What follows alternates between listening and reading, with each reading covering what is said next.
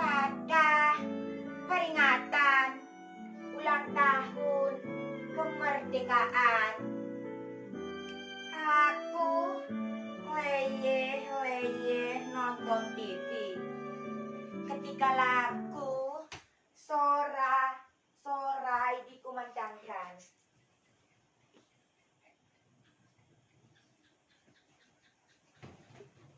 Tujuku pelan-pelan mendekat lalu berbisik.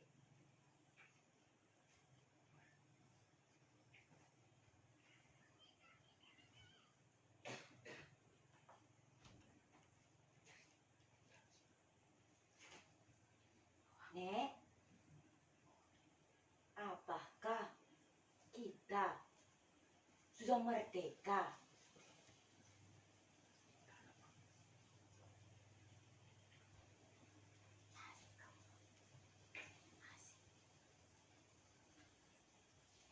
Apa?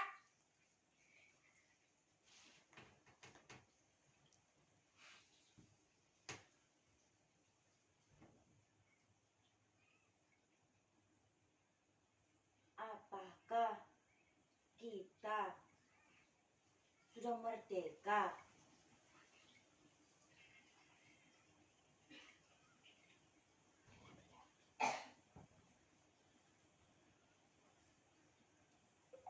Aku mulai marah. Siapa yang menyuruhmu menanyakan itu?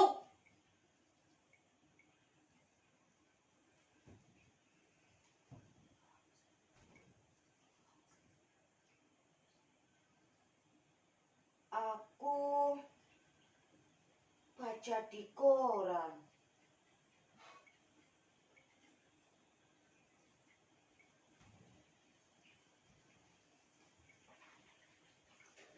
Cucuku mengeluarkan sobekan kertas koran dari sakunya, kemudian menunjukkan sebuah kepala berita kepadaku. Darahku mendidih. Media sekarang semua edan. Dagangannya itu semua sensasi, semua bukan fakta. Kemudian ku kayu tangan cucuku, lalu ku dudukkan dia di sampingku. Duduk, jangan ngomong dulu. Aku mau bicara. Apa-apa saja kerjaan gurumu di sekolah. Apa gurumu sudah berhenti ngajar tentang sejarah Indonesia? Apa gurumu tidak pernah memberitahukan kepadamu bahwa pada tanggal 17 Agustus 1945 jam 11.30 di Jalan Pegangsaan Timur, Bung Karno dan Bung Hatta telah memproklamirkan kemerdekaan kita.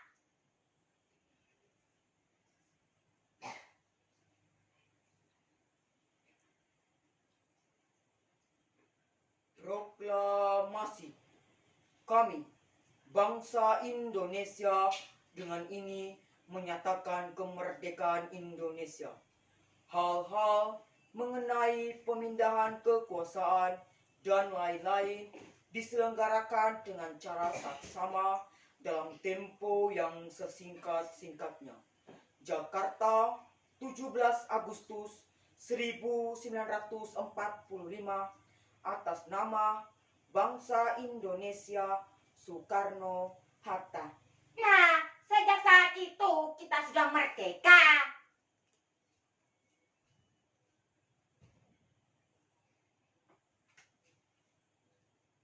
Jadi kita sudah merdeka ya, Nek?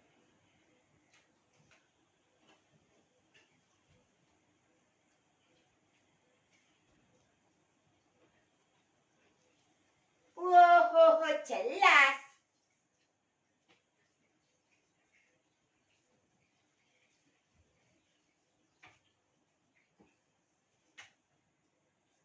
Kalau kita sudah merdeka, Nek, kenapa kita masih miskin?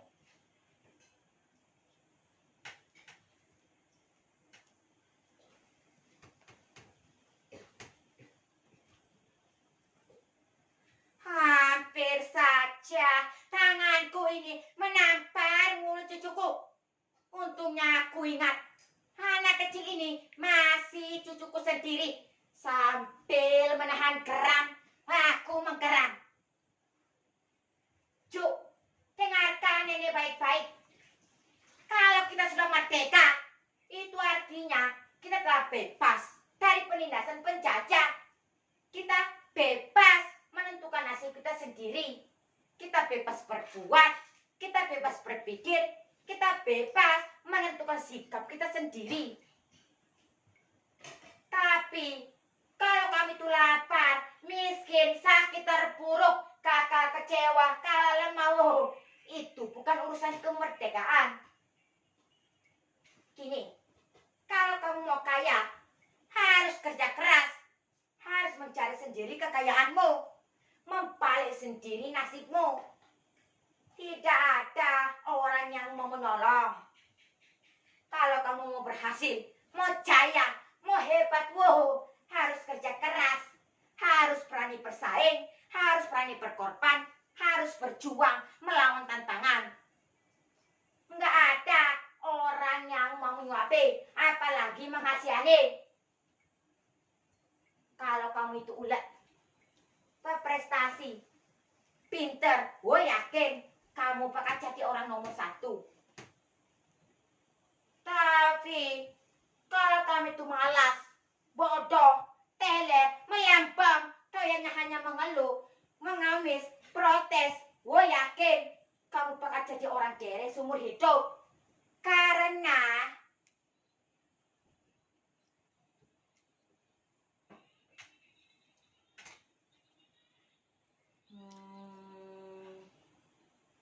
Nek,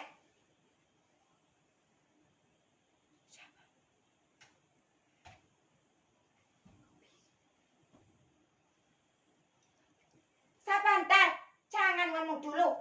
Karena jika kita itu merdeka, kita harus bisa menggunakan sebuah kebebasan yang telah diberikan oleh kemerdekaan.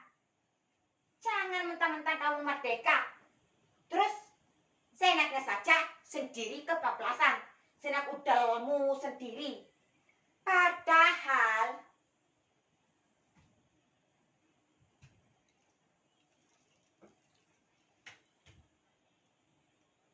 Nek,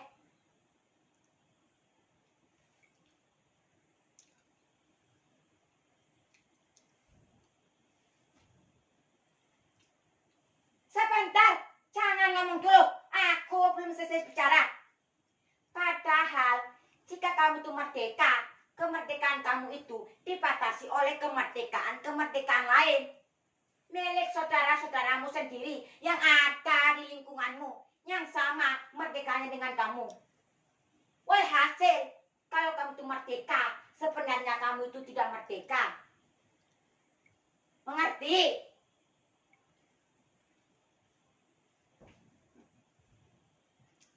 Ngerti?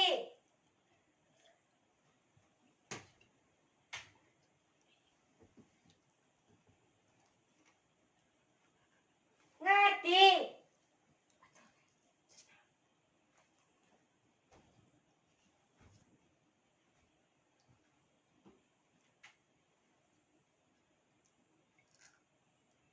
Tidak.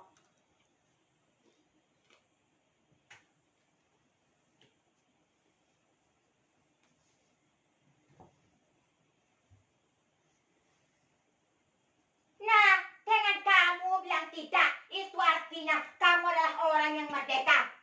Hanya orang yang merdeka yang berani kapan saja bilang tidak.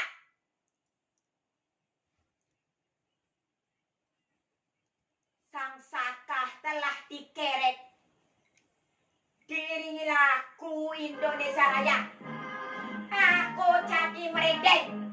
Aku terlempar masuk ke dalam masa revolusi. Ketika aku pergi ke hutan, bersembunyi di balik ketiak-ketiak bukit, mencegat konvoi tentara kolonial, menghancurkan jembatan malam-malam, mengendap-endap ke kota, menyusu ke tansi militer untuk mencuri senjata. Tapi kami disergap karena ada pengkhianatan. Kami lari dan kakiku tertempak.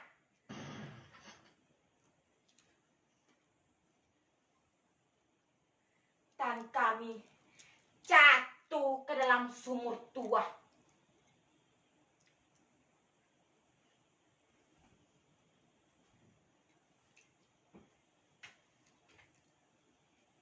Jadi betul ya Nek, kita sudah merdeka.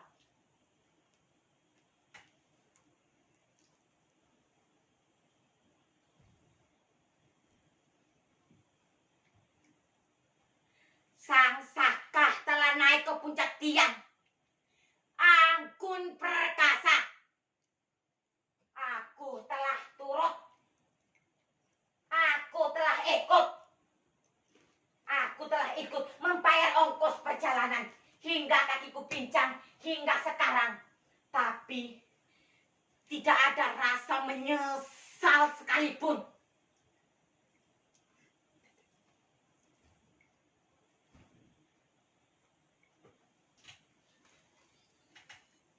Jadi betul ya Nek, kita sudah merdeka.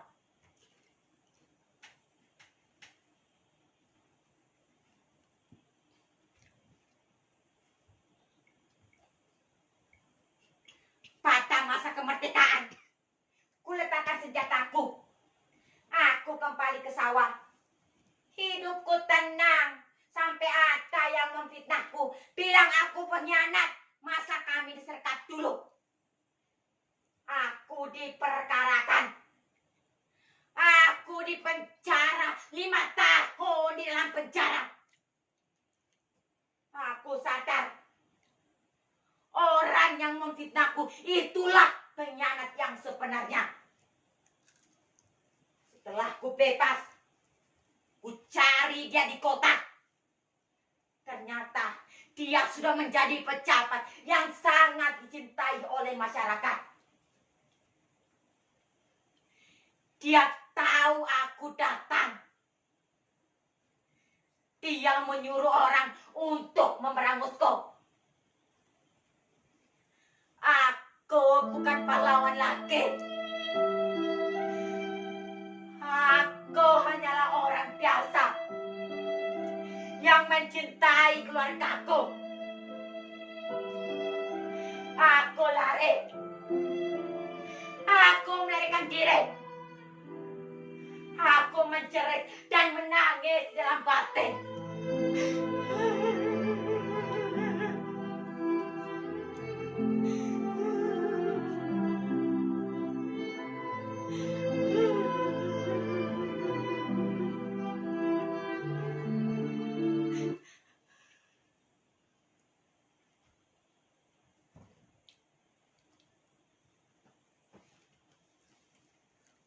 Kalau betul Nek, kita sudah merdeka, kenapa Nenek menangis?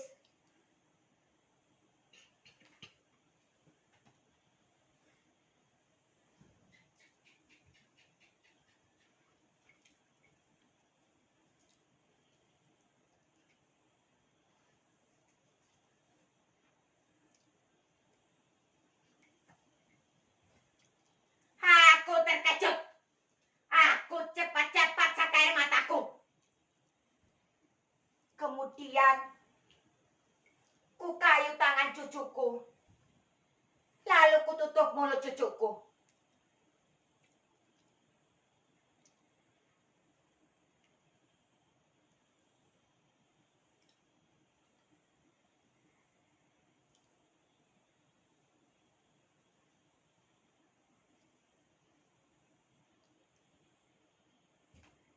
Cuk, Nenek menangis karena kita sudah merdeka.